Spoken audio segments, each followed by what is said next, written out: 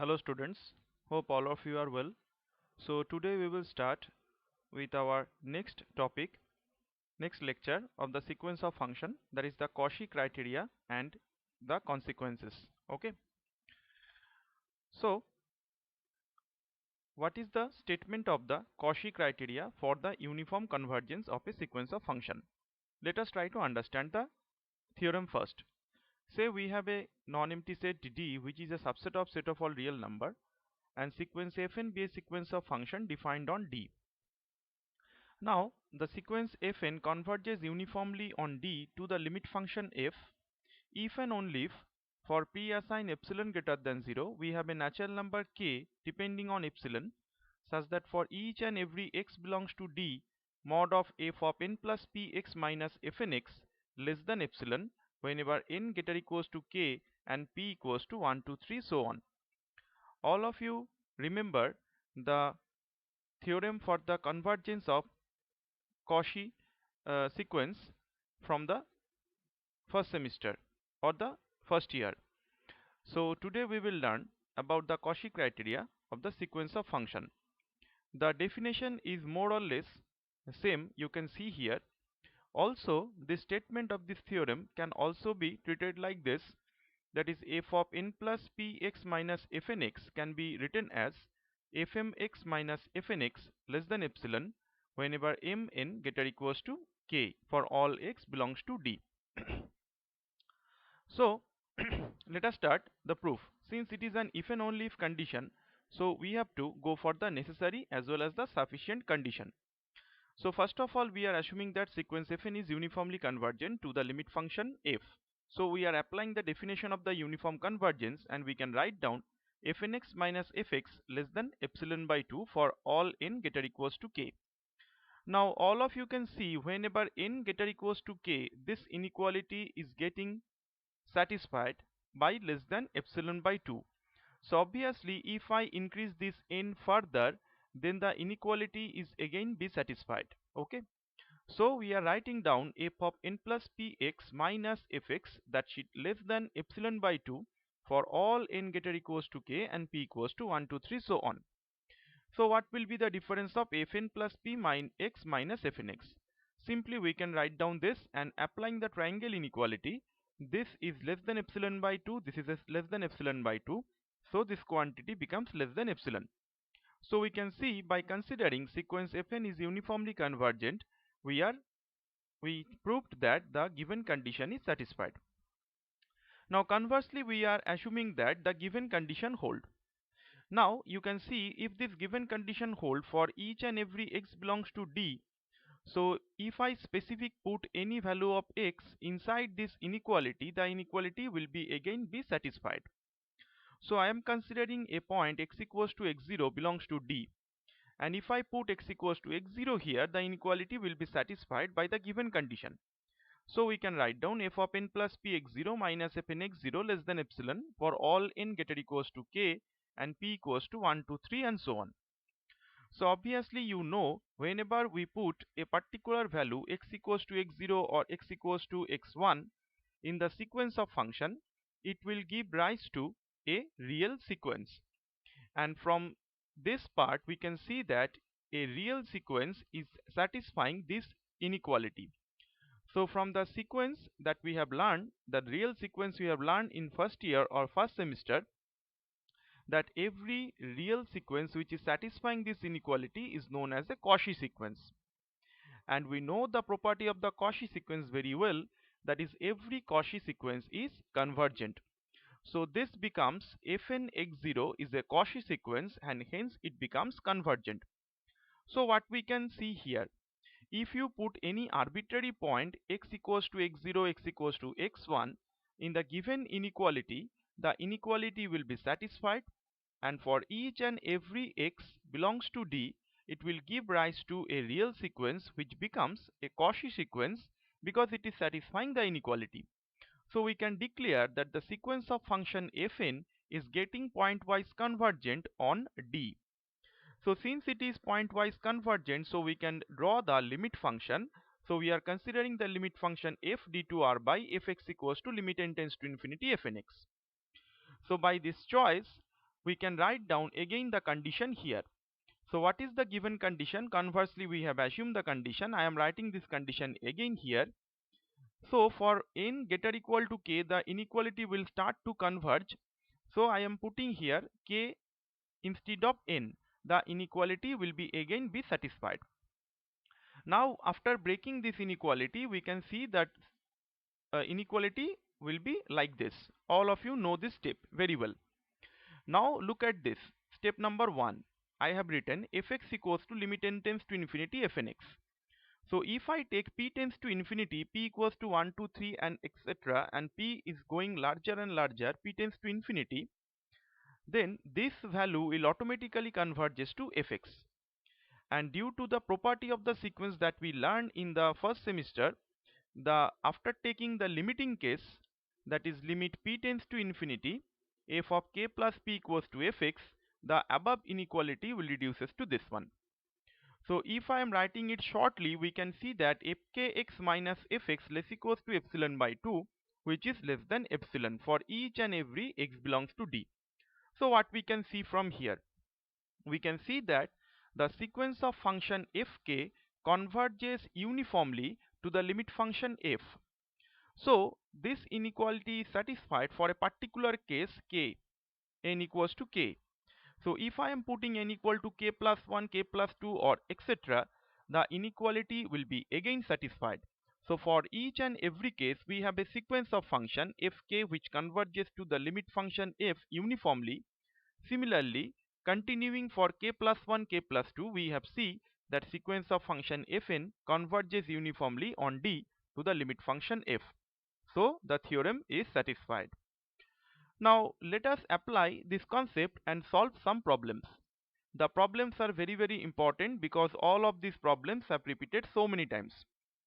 So considering this sequence, this is a well-known sequence of function. We have done so many problems including this sequence also. Now it is given that we have to show that this sequence of converges in the interval closed interval 0 to a. So we are applying the Cauchy criteria here. So for mn belongs to natural number, fmx minus fnx will be like this. We are applying the second form of the Cauchy criteria. You can also apply the statement I have written here, that is f of n plus px minus fnx. That criteria condition you can also write down, but I am writing here fmx minus fnx. Both are same. So after this we can break this inequality like this, and you can see here we can put the highest value, that will be a to the power m plus a to the power n. Now remember that a is lying between 0 and 1. So a is lying between 0 and 1, and if n greater equal to m, then a to the power m is greater equal to a to the power n. Because n greater equal to m and a lie between 0 and 1, so a is a fraction. So whenever n greater equal to m, a to the power n will be less equal to a to the power m. So a to the power m has higher value than a to the power n.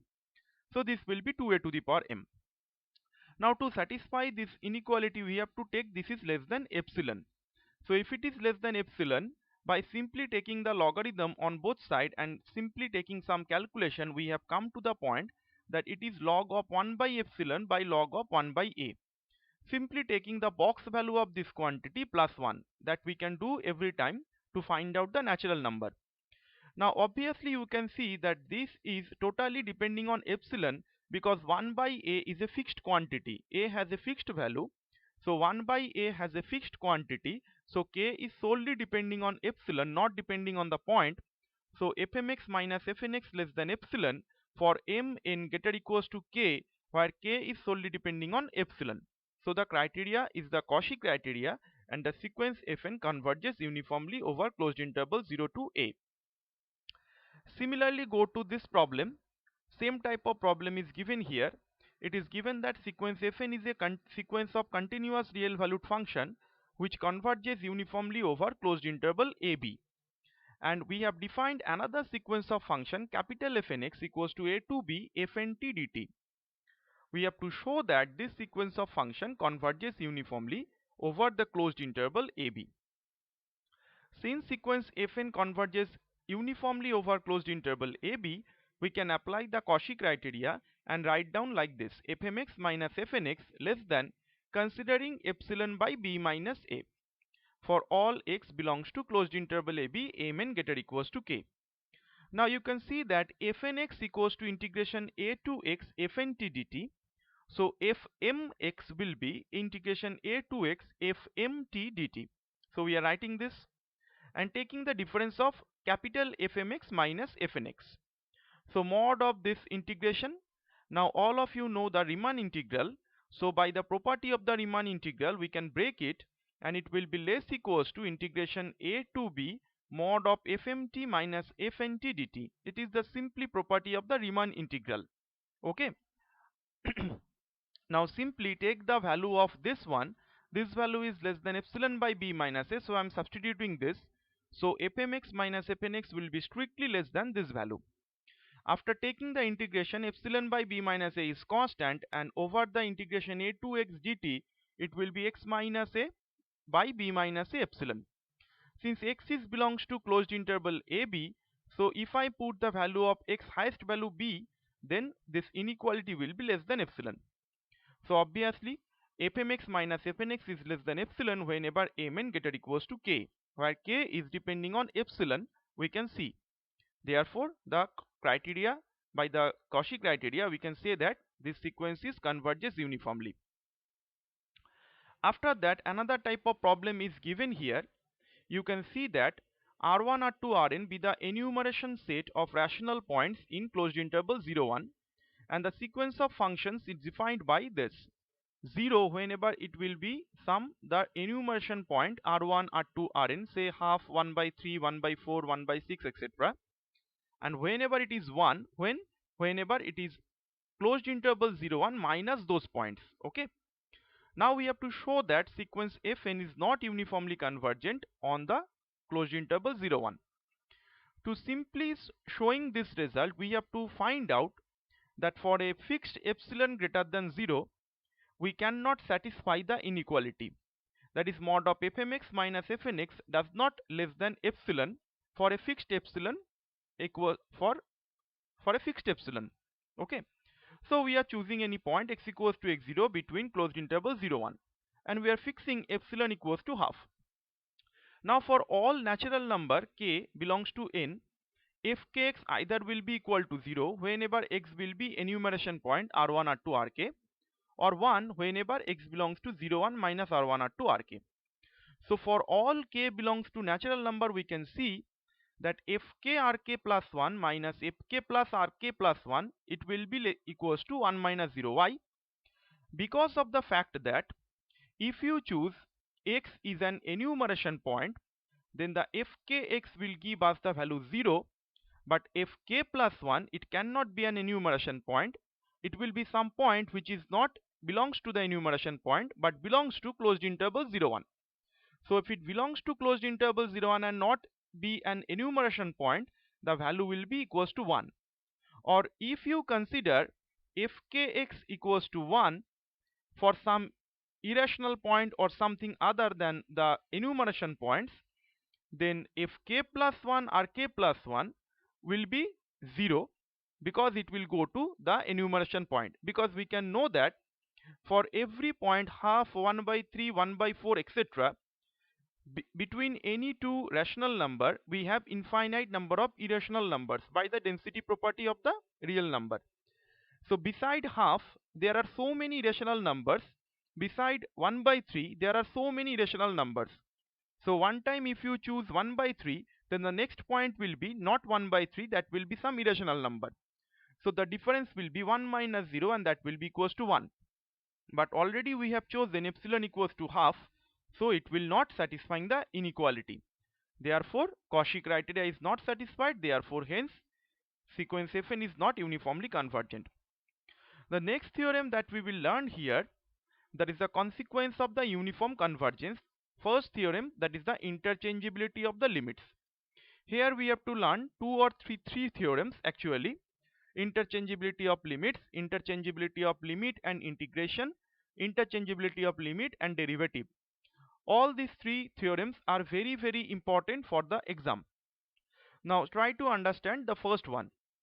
say D be a subset of set of all real number R and Fn be a sequence of function which is uniformly convergent on D to limit function f.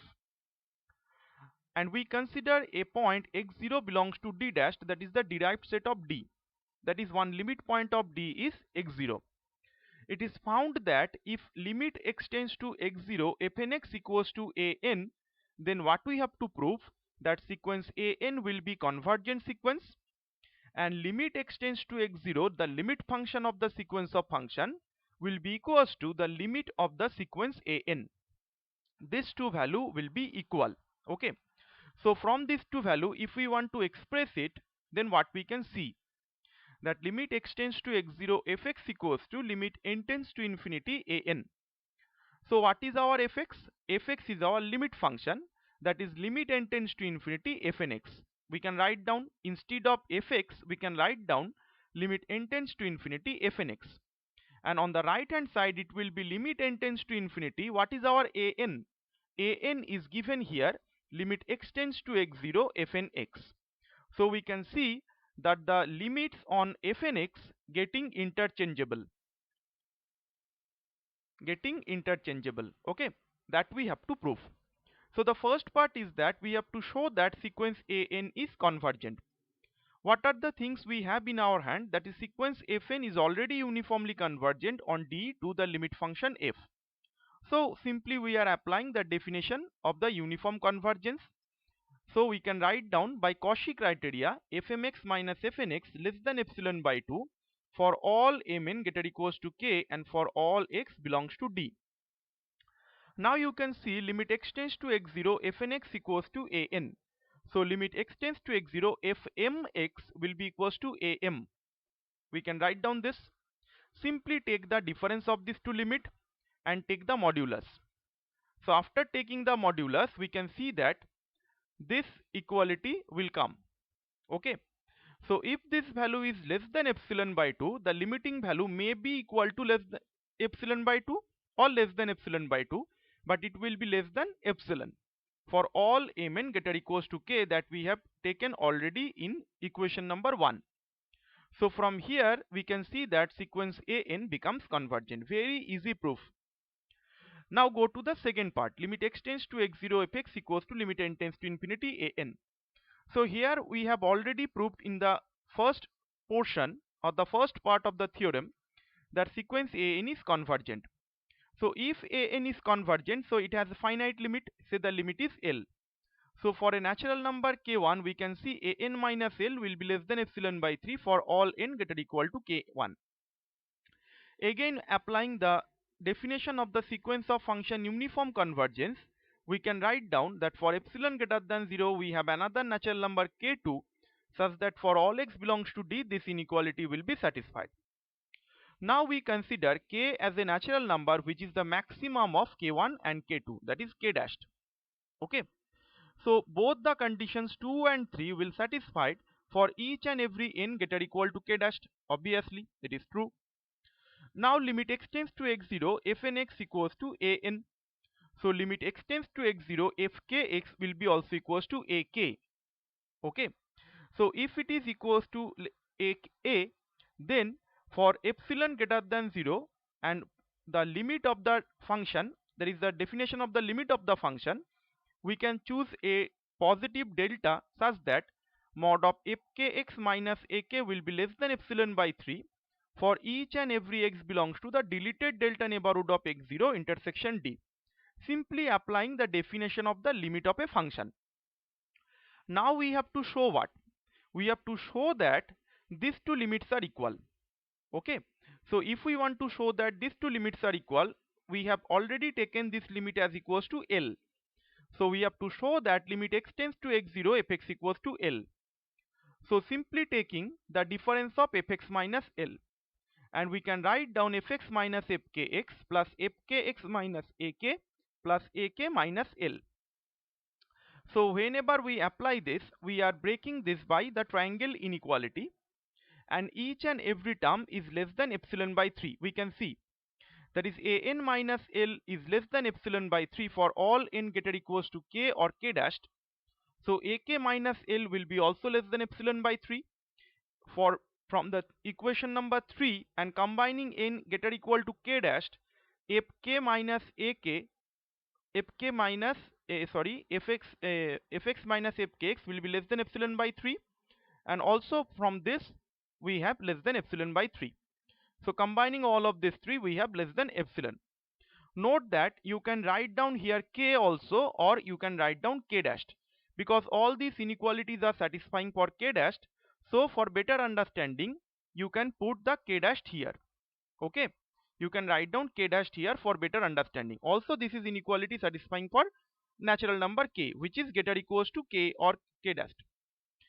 So by this we can see that limit x tends to x0, fx will be equals to L. That is this, limit x tends to x0, fx equals to L. So what is our L? Limit n tends to infinity an. Hence the theorem. Now you can understand the consequence. Try to write down this note in your copy.